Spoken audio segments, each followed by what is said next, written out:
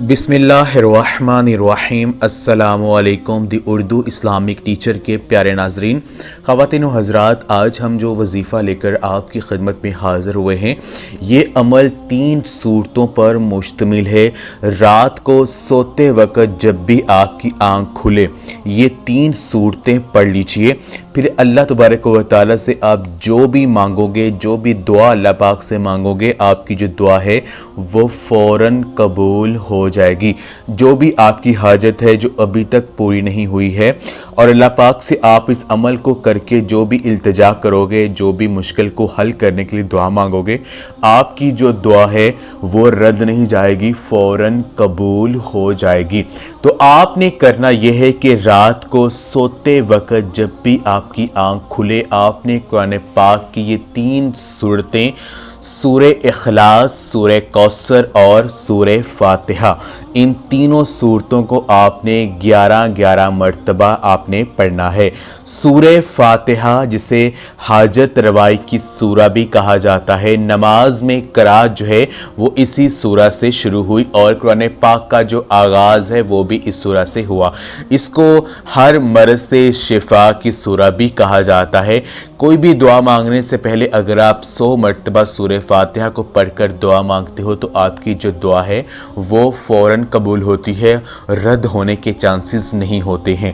تو سورہ اخلاص جو ہے، سورہ اخلاص کے بارے میں ایک حدیث ہم آپ کی خدمت میں پیش کرتے ہیں۔ حضرت ابو سعید خدری رضی اللہ تعالی عنہ سے روایت ہے کہ نبی پاک صلی اللہ علیہ وسلم نے اپنے صحابہ رضی اللہ تعالی عنہ سے فرمایا کہ تم میں سے کسی کے لیے یہ ممکن نہیں ہے کہ قرآن مجید کا 1/3 حصہ ایک رات میں پڑھا کرے۔